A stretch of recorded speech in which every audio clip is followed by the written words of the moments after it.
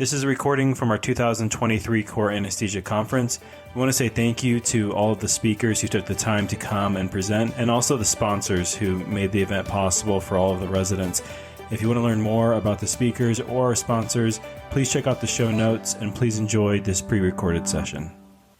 All right. Welcome, everyone. My name is Tom Baribeault, and I'm going to be talking to you about one of my favorite topics here, and that is opioid-free anesthesia.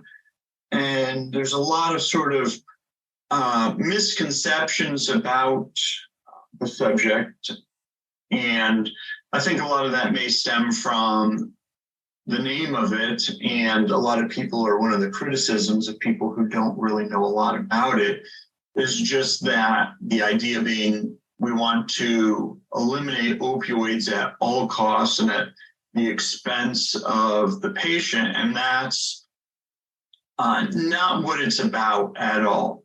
Our whole goal in doing opioid-free anesthesia is to reduce anesthetic complications, and when we eliminate opioids out of our anesthetic, we've got a lot less respiratory depression, and that makes it a safer anesthetic.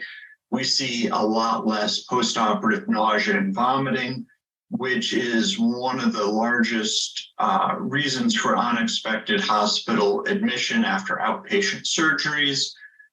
We can see a reduction in post-operative pain if we've done it correctly, and especially in patients who are highly opioid tolerant, whether that's someone who's on Suboxone or some other medication-assisted therapy, or a patient who's actually currently using illicit opioids like heroin or fentanyl, or any of those.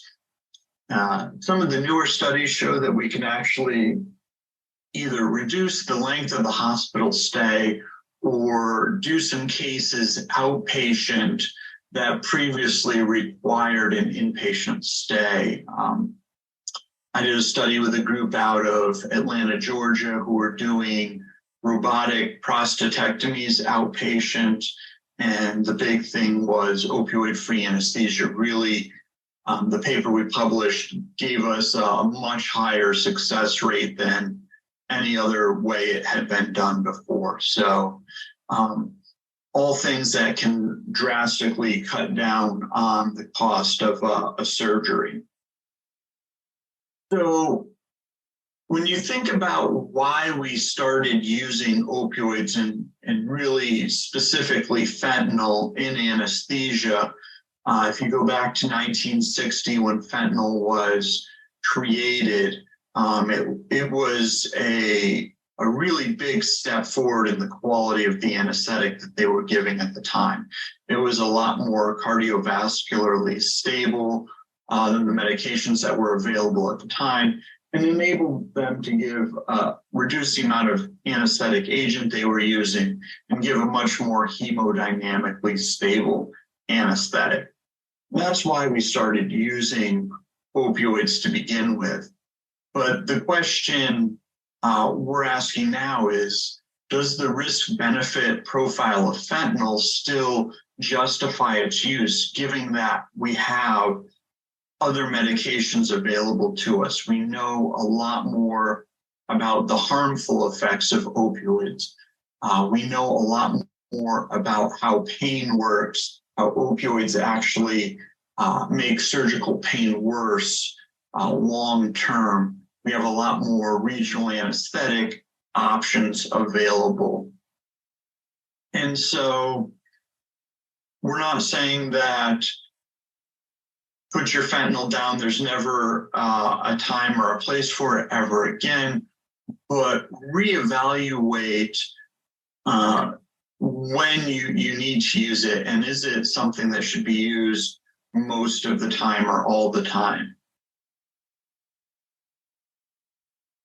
The other thing that you have to think about is the fact that our patient population has changed. We're at the crux of 3 different epidemics in this country. We've got the opioid epidemic going on, and whether that's the prescription opioid epidemic or the illicit opioid epidemic. Really, the changes to the patient's body are the same, and we're left in the same situation as anesthesia providers in that fentanyl doesn't do as much as it used to for treating patients because they've built up tolerance to it. We've got the chronic pain epidemic, and we've got more patients seeking treatment for chronic pain than for all types of cancer put together.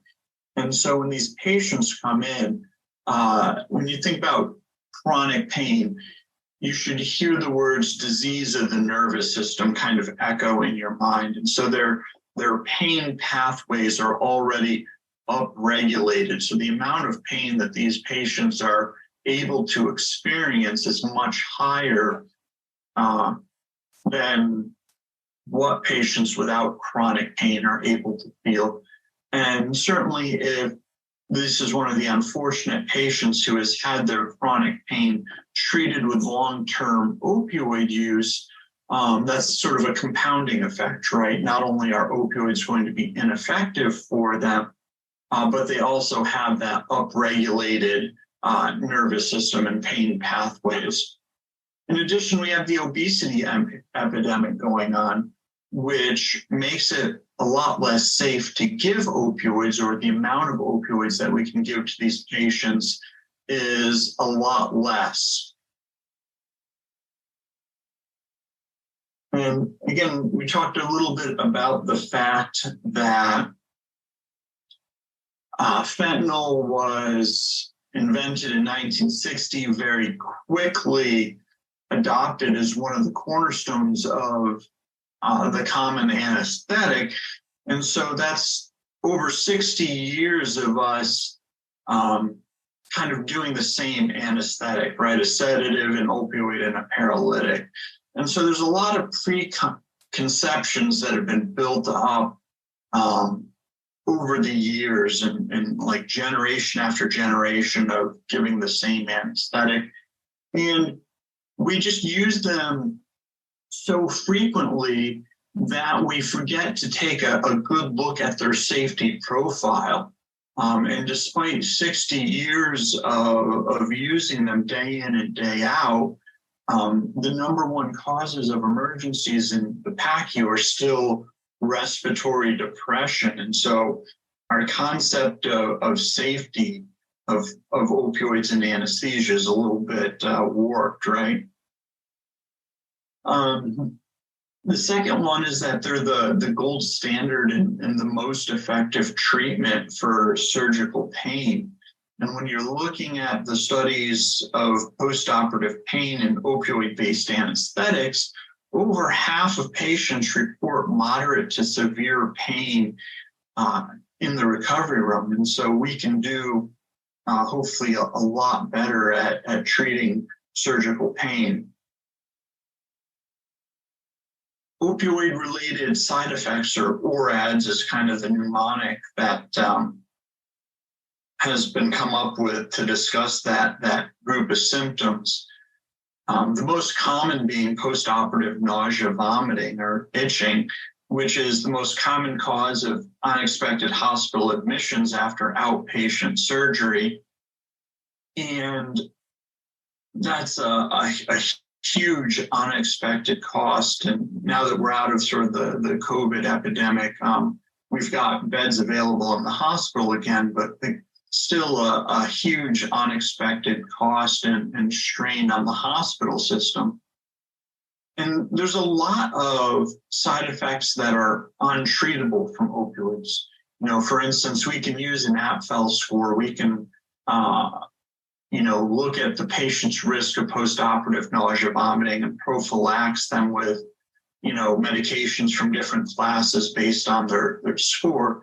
But there's a lot of things that the only way to avoid that side effect is to not give the drug. And when your mindset is that opioids are a necessary part of the anesthetic, these sorts of side effects just become the cost of doing business, and you sort of stop thinking about it because there's nothing you can really do about it.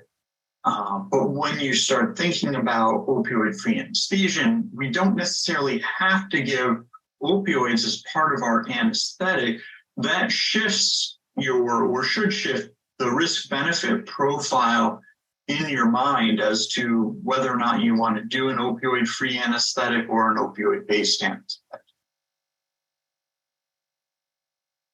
This next one is a big one, and a lot of people will claim that opioids don't contribute to addiction, and there's several sort of competing concepts in this that we have to explore. And the first one is the idea that addiction is sort of a decision, that people get an opioid, they like feeling high, and they don't have the willpower to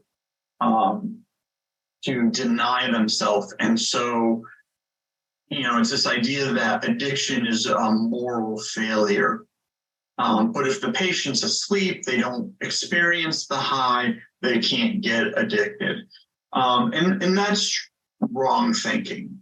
Addiction is a genetic disorder where the mu receptors are structurally different than the average or the non-addiction prone person, where when they're exposed to opioids, it leads to a much greater release of serotonin, norepinephrine, all those sort of pleasure neurotransmitters. And that actually sort of rewires the brain's processing and leads to that lifelong craving. And this doesn't require consciousness, right? This is something that's going on the structural and chemical level in our body. Now, no one has done a sort of high quality randomized controlled trial on people to prove this point, that people can become addicted while under anesthesia. One, because that would be almost impossible to do, and two, it would be ethically problematic, right? Taking people who have the gene for addiction or we can show that they're not addicted yet, and then putting them under anesthesia and exposing them to a drug that we know is they're susceptible to become addicted to, right? Not ethically possible to do. What we do have is multiple case studies of patients who are addicts who have become clean, off drugs, went in for surgery, were given opioids as part of the anesthetic, and on waking up in PACU, were able to tell that they have relapsed, and many of them actually died of overdoses in the weeks and months after having surgery. So we know that people relapse to opioids when they're given as part of the anesthetic. But that's still a fairly small percentage of our patients, right? The other thing that we need to talk about is dependence, which will happen to literally 100% of patients who end up taking an opioid. And so just like when we give patients steroids and they become dependent on them, and they have to wean them off because when they're getting exogenous steroids, their body stops making their own endogenous steroid substances. The same exact thing happens with opioids. We have endogenous opioid substances in our body. They're called dynorphins and kephalons, substances that our body uses to control pain, to regulate our mood. And when we start giving patients exogenous opioids, fentanyl, morphine, Dilaudid, our patients' bodies stop producing their own endogenous opioid substances. And after about a 3 days, it has completely stopped production. So if a patient has been taking opioids round the clock for 3 days, you have to wean them off of the opioids, or they will go into withdrawal as soon as they stop taking them. They'll have rebound pain, their mood will be affected, and what happens is they become depressed, they've got all this pain, they feel like I have to stop taking the opioid because my pain's not better yet, I'm not healed.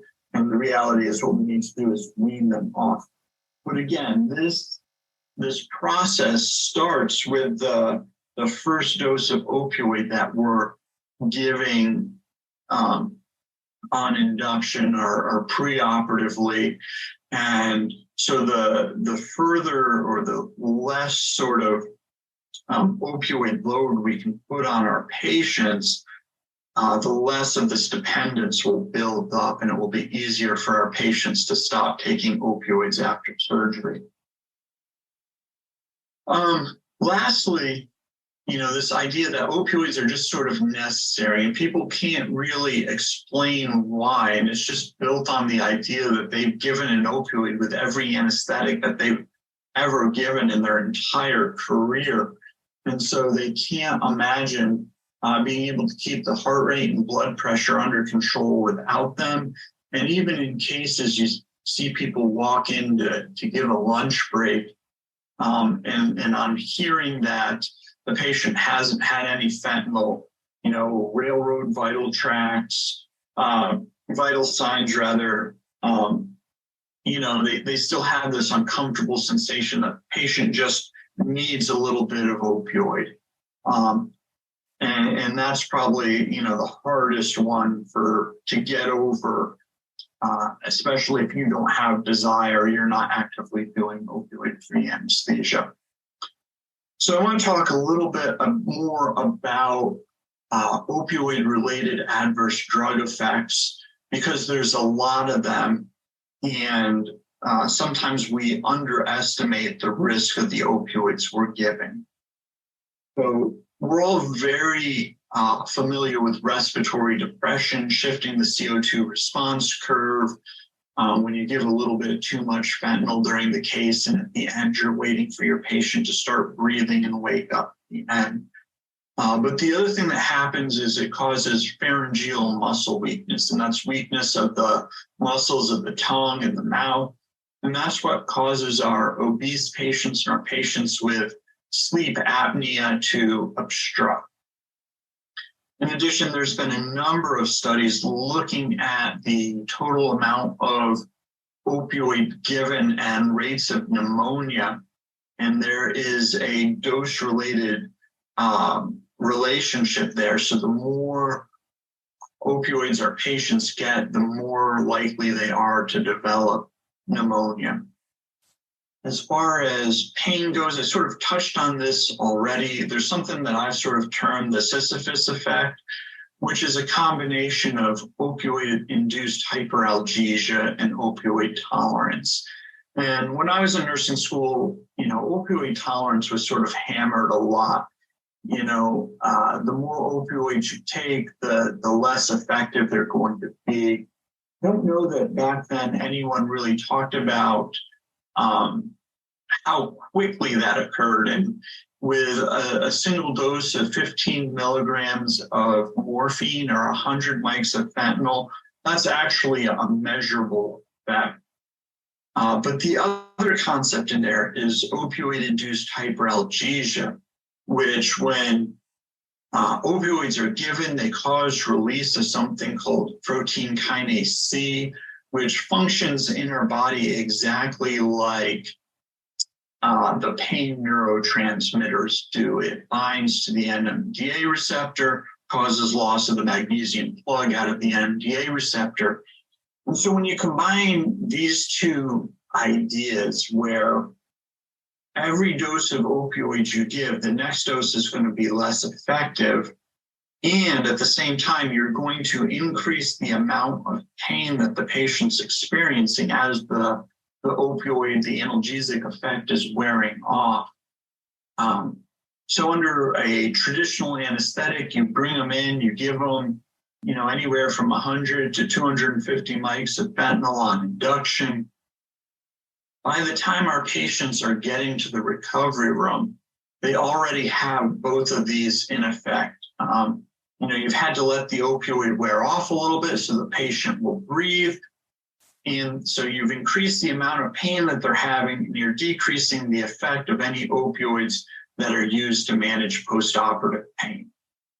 And interestingly enough, that the mechanism of opioid-induced hyperalgesia mirrors the mechanism of surgical hyperalgesia. So it's kind of this double crush effect on our nervous system for the amount of post-operative surgical pain. We sort of hammered on post-operative nausea and vomiting already, but constipation is a very painful and unpleasant side effect and can even lead to ileus and needing further surgeries. Urinary retention can also unexpectedly keep our patients in the hospital if after surgery they're not able to urinate. We already talked about addiction and dependence. Opioid use disorder is sort of the more PC term for addiction and dependence, but previously it was used to describe a separate but similar condition where patients were taking opioids for something other than the analgesic effect. And because the FDA doesn't really acknowledge other effects of opioids, that's sort of not allowed. But the reality is that opioids are powerful antidepressants, and a lot of patients who have depression or treatment-resistant depression, it's resistant to SSRIs and things like that, their depression will respond to opioids. And so these are the patients, you hear them, a lot of them have some sort of trauma in their life that led to their depression. And you'll hear them say things like, after surgery or they had a car accident or whatever, however they got the opioid, they took it and they felt normal for the first time in their life. So then looking at what it does to our immune system and our endocrine system, opioids are actually immunosuppressant. They block killer T cell release and inhibits cortisol. They block testosterone, or they lead to testosterone deficiency. Testosterone happens to be an analgesic hormone in our body, and long-term use leads to osteoporosis, but there's also a few interesting papers showing that they increase the risk of malunion after orthopedic surgery. So our bones are less likely to heal the more opioids we're taking or are given. We all know that they cause sedation, makes it harder for the patients to wake up, but they also cause hallucinations, especially in the elderly. And they block our brain's ability to go into REM sleep or get that deep, restful sleep that we need after surgery to help us heal. So a lot of those, like I mentioned before, the only way to avoid them is to not give them. And the less that we give, over the entire course of the hospitalization, reduces the risk or reduces the amount of damage that we're causing. We're talking a little bit about how do we go about actually instituting opioid-free anesthesia in our facilities, introducing it to groups.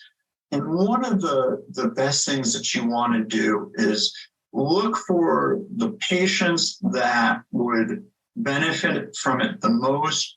Look for the patient populations and the surgeries where it will give you the most bang for your buck.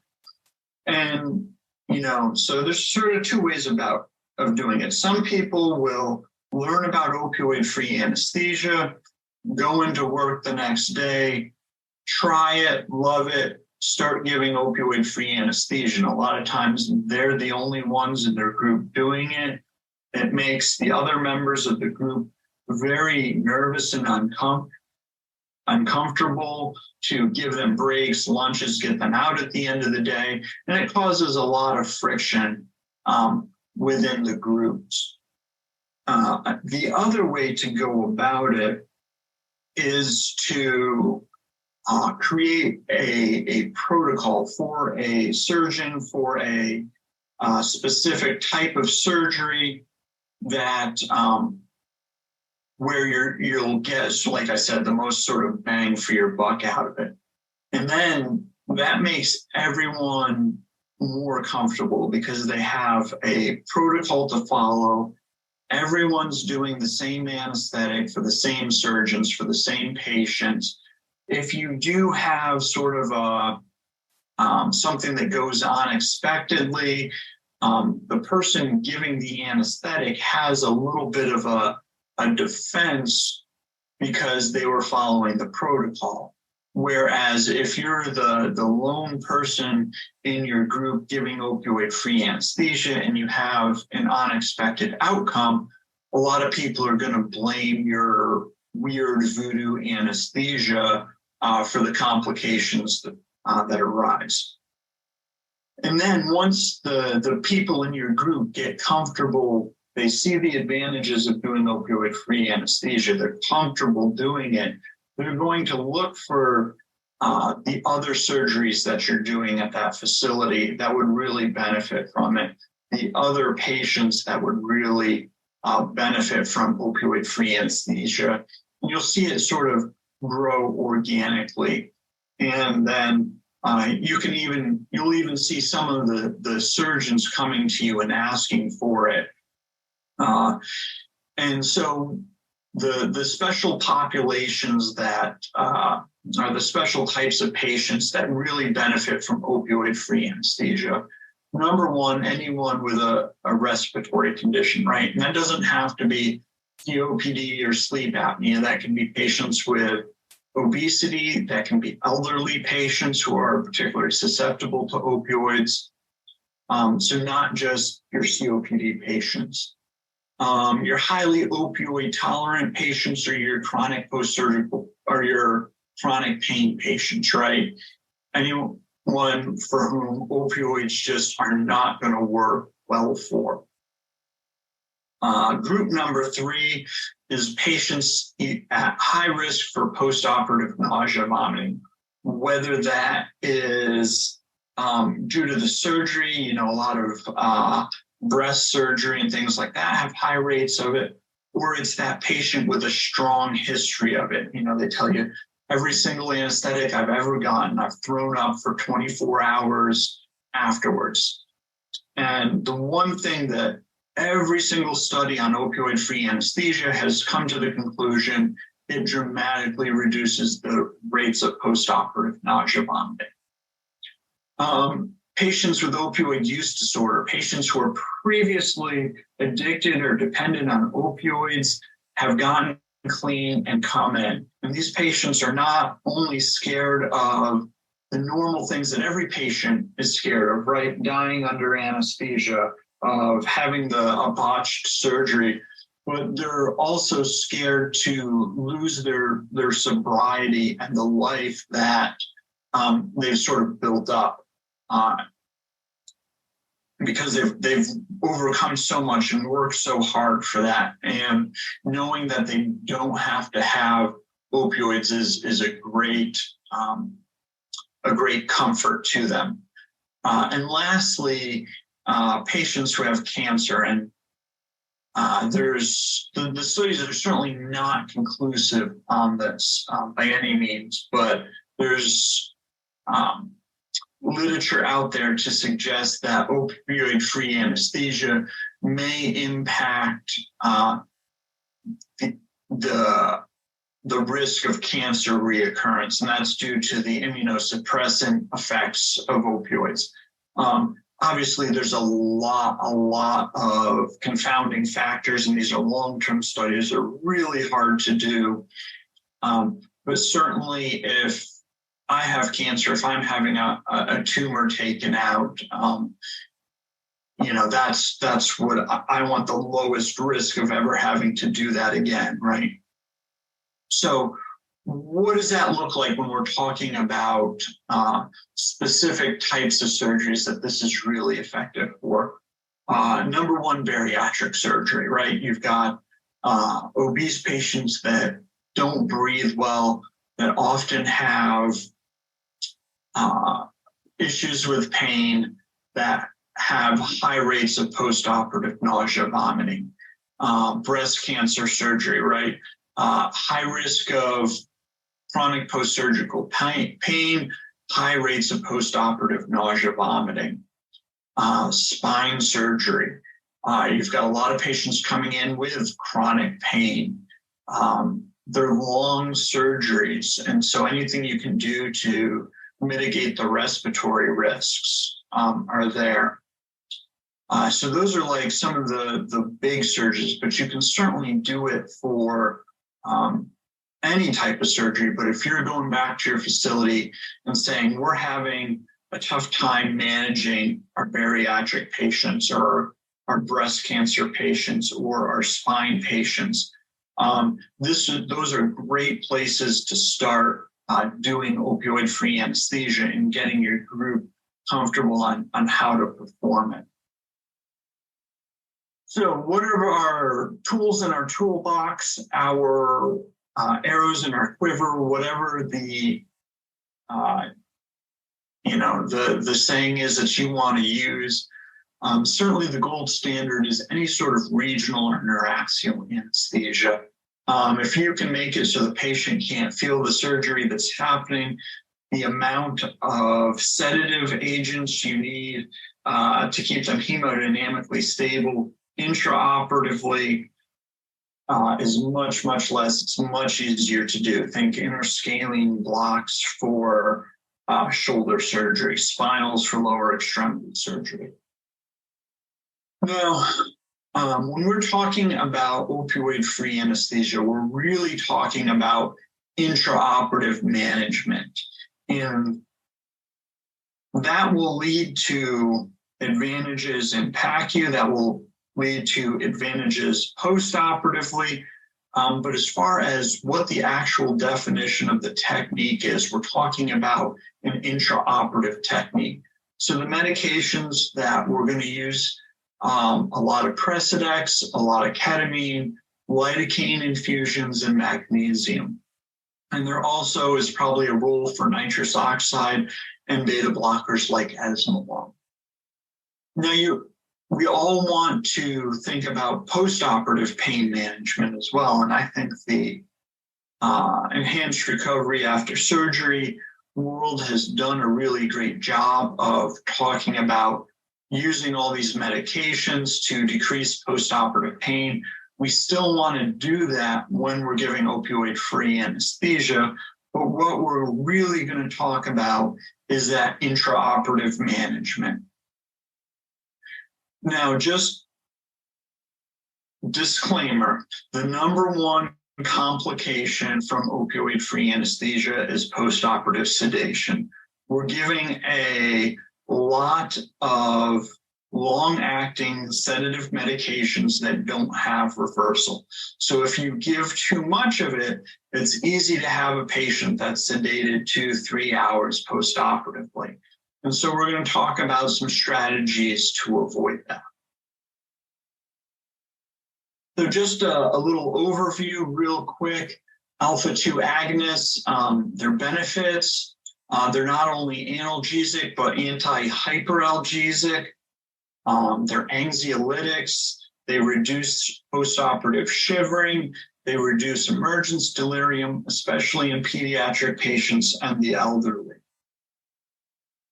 The number one the number one medication that we use is Precedex or dexmedetomidine. You guys are familiar. Bradycardia is probably the thing you see most often. If you give the initial loading dose too quickly, you will see a paradoxical hypertension that lasts for 15 to 30-ish minutes. And then if you're running the infusion at a higher rate than you need, you may see hypotension, just like any other anesthetic agent that we give. Post-operatively, you can have an oversedated patient for a long time. Now, remember, it's a slow-acting medication. It takes 10 minutes to reach its peak effect. And again, you can't give that loading dose too quickly or you see that paradoxical hypertension.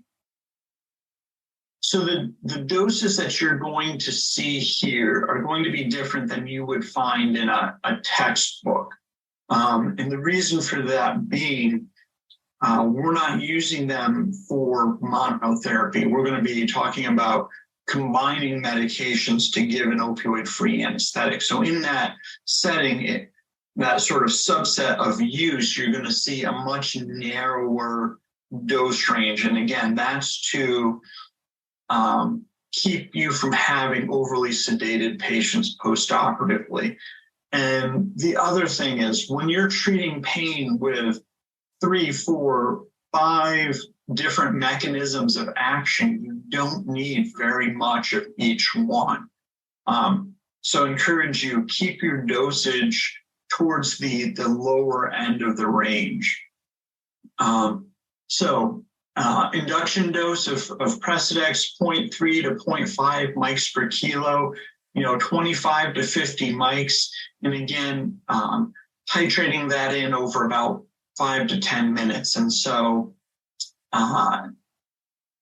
mix it up in a syringe, 5 to 10 mics per milliliter, and start giving it an ml every minute or two as you're picking your patient up from preoperatively and heading back to the operating room. Or if your nurses bring the patient to you, as soon as they come through the doors, give them 10 mics, get them over on the table, get your monitors on, another 10 mics, start free oxygenating, another 10 mics with your induction medication. During the case, running an infusion anywhere starting at 0.2 mics per kilo per hour. You can titrate that up as necessary. Given the doses and the way I'm going to sort of teach you how to do it, you probably won't have to titrate it too often. The other thing is if you have an IV pump or you don't have an IV pump, you can, again, give it little bumps out of a syringe, 5, 10 mics at a time as needed.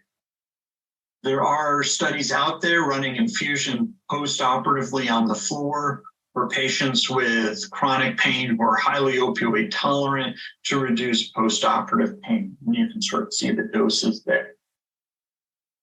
Clonidine, we're not going to say a lot about it. It's not used very often because it's not as specific to the pain and sedation receptors as Precedex.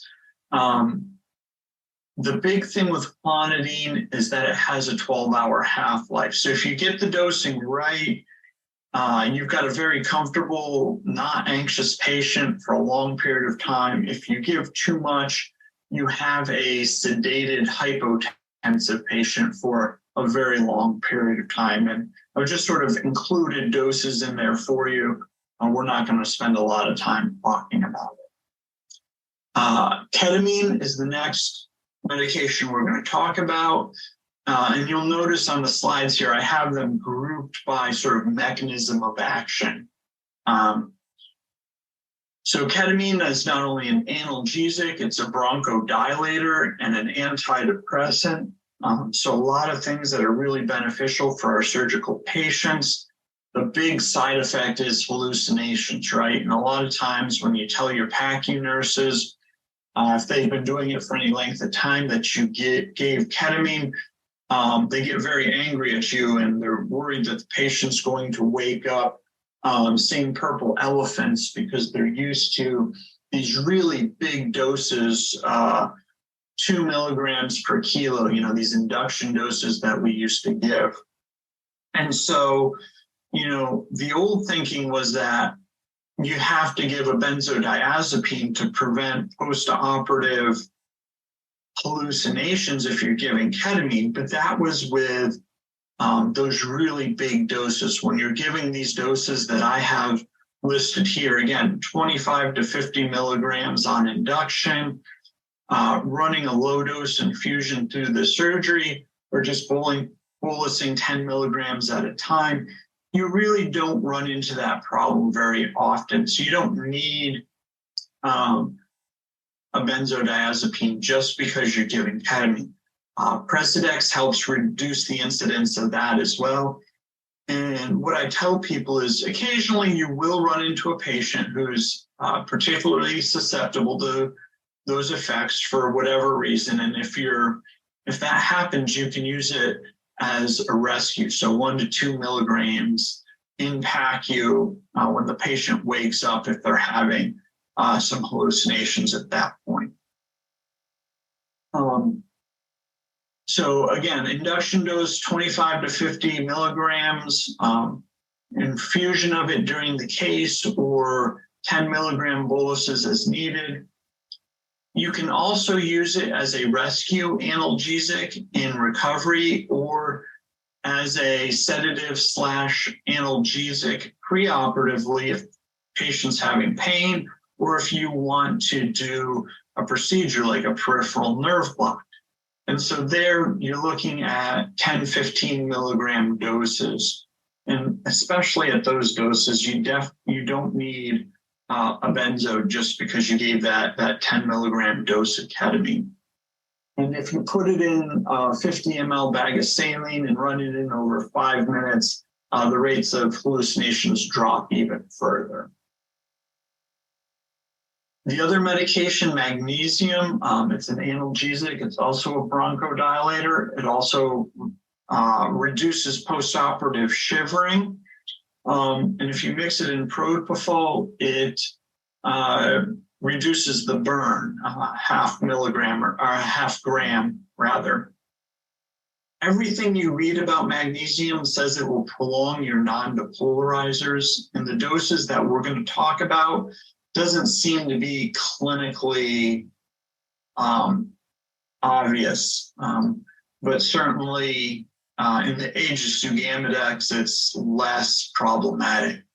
It's just an electrolyte. It's not metabolized at all. It's just excreted by the kidneys. So use caution in patients with renal failure, and given too quickly or in too high of a dose, it can cause hypotension, just like everything else we give. So the loading dose or the induction dose, 30 to 50 milligrams per kilo, comes out 2 to 4 grams.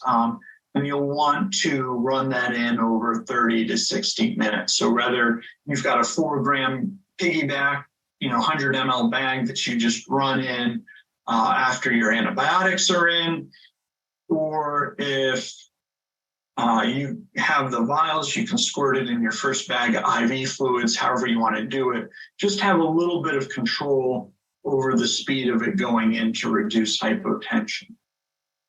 There's some literature about running an infusion of it, 10 milligrams per kilo per hour, but after that sort of initial loading dose, it's questionable how much additional benefit you get from that. So unless you're doing, a 12 or 16 hour case, if you're doing a 3-hour case, just that initial loading dose is often sufficient.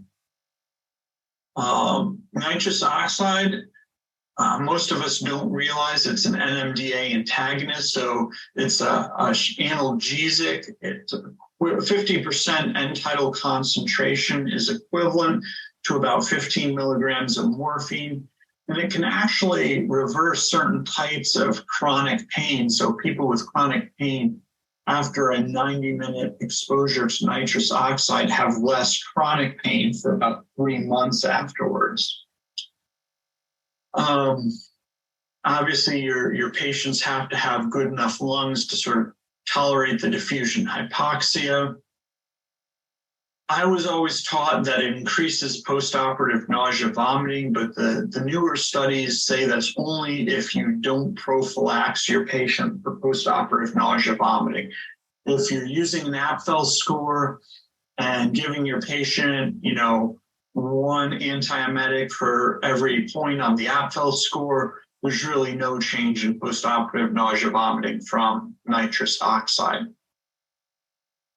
Talk about a lidocaine infusion, and lidocaine's this crazy drug, right? Not only is it an analgesic, it has pretty potent anti-inflammatory properties. It's been shown to reduce coughing on emergence, and it's actually antiviral, bacterial, and fungal in nature. You do have to watch out if your patient has high risk for seizures, because it can lower the seizure threshold.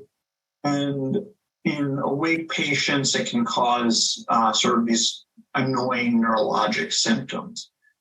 So induction doses, 1 to 2 milligrams per kilo.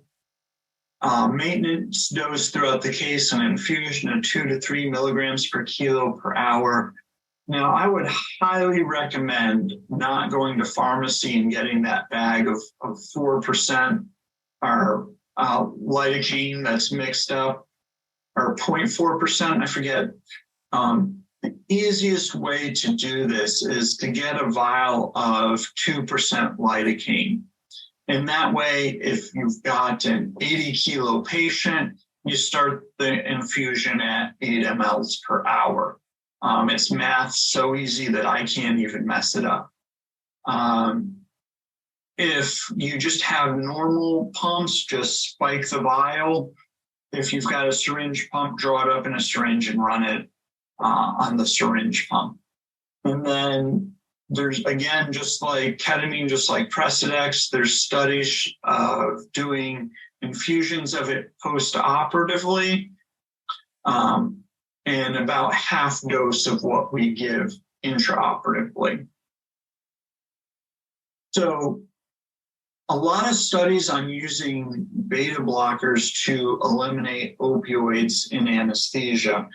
And sort of the take-home message is that if you do an anesthetic and replace all your intraoperative opioids with esmolol,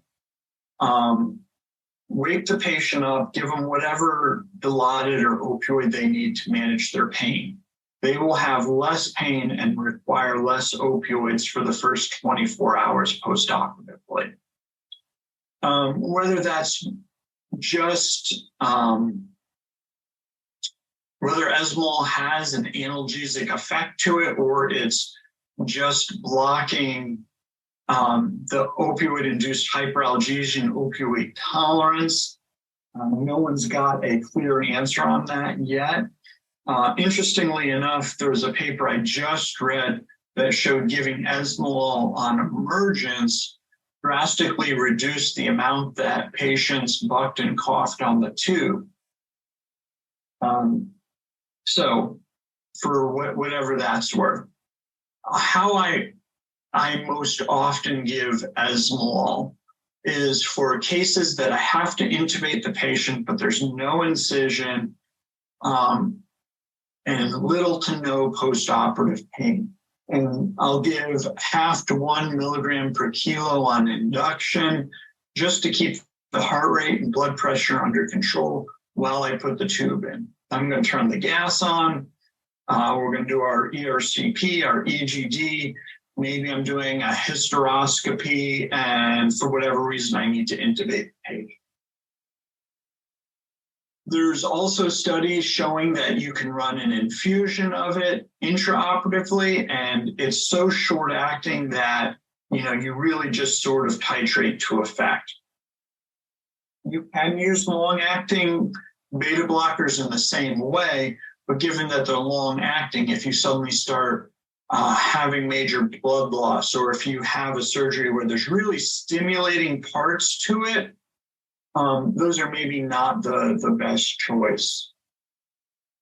So how do we put this all together? We've talked about 6 different medications. How do we create that into a functional anesthetic that we can do on a normal lineup, a normal day? So there's several people that have sort of come up with different ways of doing this. The one that you're seeing right now is Jan Moulet, who's a anesthesiologist in Belgium. There is a CRNA in North Carolina by the name of Jason McLott, who has popularized the McLott mix, is what it's called, and his method of doing it. I'm going to teach you a much, much easier way that involves a lot less math, but you have those references there if you want to try their way of doing it. And just, I'll say this, if you can give 3 of those medications that we talked about, you will have a very smooth anesthetic. 2 of them, it's going to be kind of rocky. And so you want to, ideally, in my opinion, I don't have any actual studies to back this up, just my opinion from doing it for so long, you want to ideally be giving at least 3 of these medications. So the first thing I think about is how long is this case going to be? If it's going to be less than 2 hours in length, I'm just going to bolus them, these medications out of syringes, right? Over 2 hours, then I'm going to start using an infusion. And I'm not going to use a separate pump for each one of the medications that I'm going to use. I'm going to mix them all in one bag.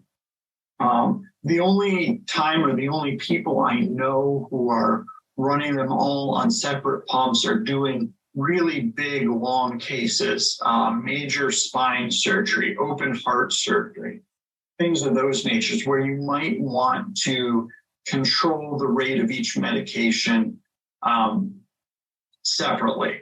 So let's talk about this, how it looks. So standard technique, I start titrating in about a 0.5 mic per kilo of Precedex when I'm meeting my patient in pre-op so that I've got that full analgesic effect of it as we're heading back to the operating room. Then with my induction, I'm going to give a 0.5 milligram per kilo of ketamine and 2 milligrams per kilo of lidocaine with my propofol and paralytic. So you notice at this point, this is the same amount of work and same number of syringes as an average or opioid-based anesthetic, right? My Versed got replaced by Precedex. My fentanyl got replaced by ketamine. I was already drawing up the lidocaine. So for short cases, again, I'm just going to have those drawn up. And for ease of use, the Precedex and the ketamine, I dilute to 10 mics and 10 milligrams per milliliter. And after that, it's rare that I need to give more after that induction dose. But if they make incision, the patient moves, heart rate goes up, whatever happens, if I need to give a little bit more, just another 10 of both of them together. Like I said, anything over 2 hours, it actually becomes easier and more time efficient to run an infusion. And also my feeling being that you actually get a little better post-operative analgesia from running low-dose infusions of them throughout the case, rather than just bolusing, waiting for the heart rate or blood pressure to go up and bolusing some more. My way of doing it, I take 2% lidocaine. I put 2 mics per milliliter of Precedex in it. I put 2 milligrams per milliliter of ketamine in it.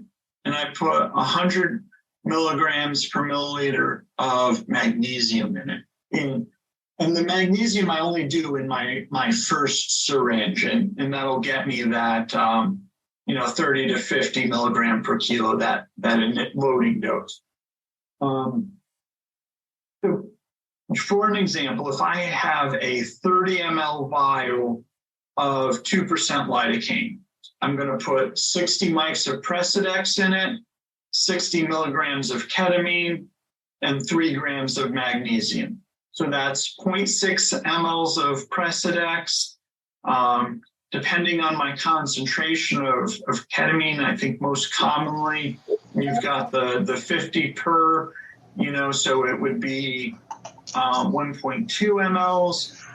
Or if you've got the 100 per, it's 0.6 mLs, and then 3 mLs of magnesium. So you're not really diluting the lidocaine down. Then I'm going to run it at that same dose range that I do for my lidocaine infusion. So again, an 80 kilogram patient, I'm going to start at 8 mLs an hour, and I can titrate it in either direction. And this is just sort of the math as what those doses look like. So that's probably 95% of the anesthetics I do is like that.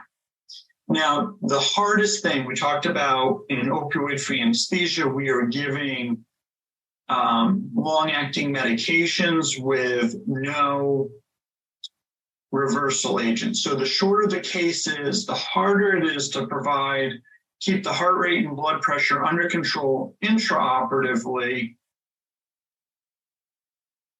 while not prolonging your wake up.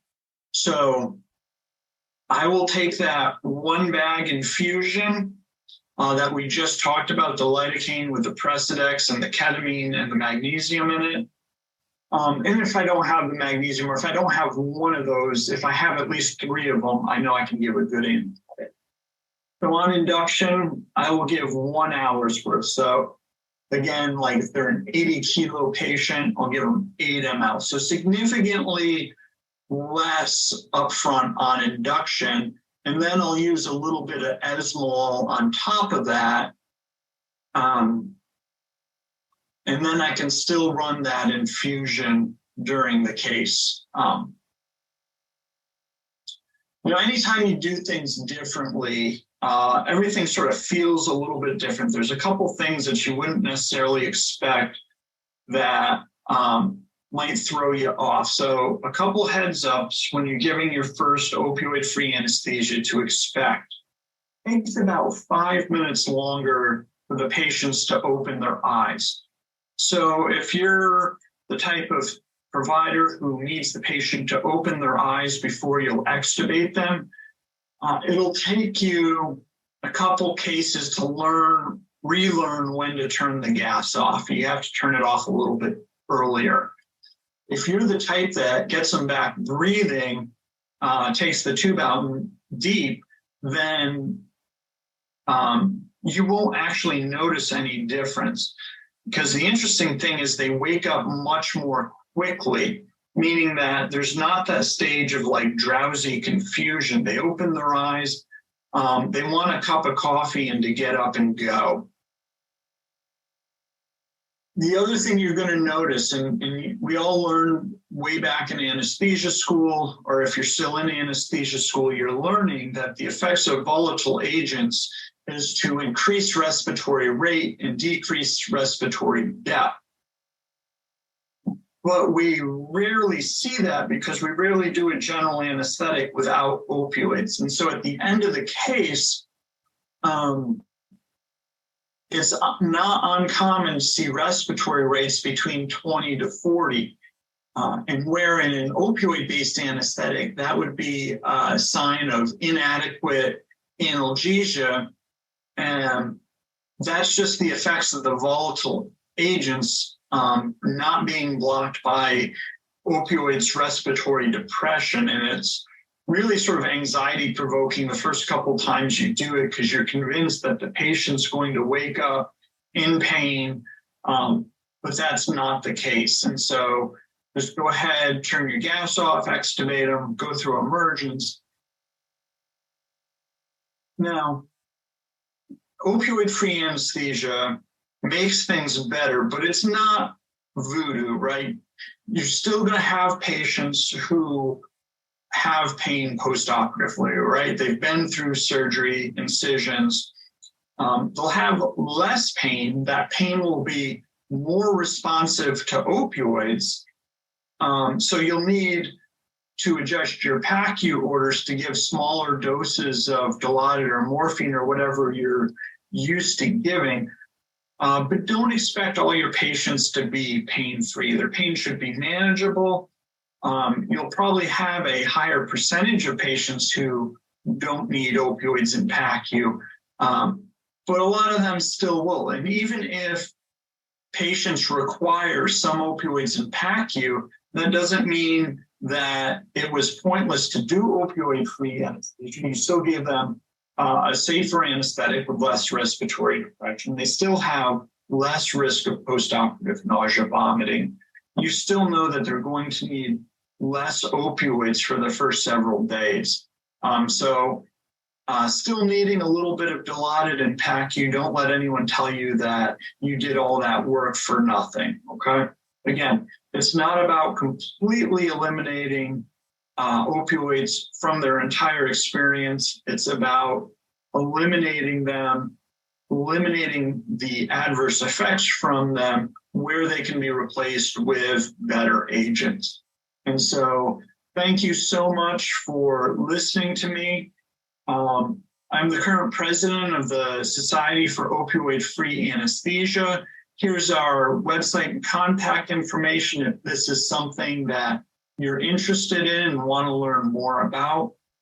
And for the nurse anesthesia residents, we actually have worked with quite a few of you who want to do doctoral projects on opioid-free anesthesia. So if that's something you're interested in, contact us and we can help you out a little bit. Thank you all very much for listening to me, and have a great rest of your conference.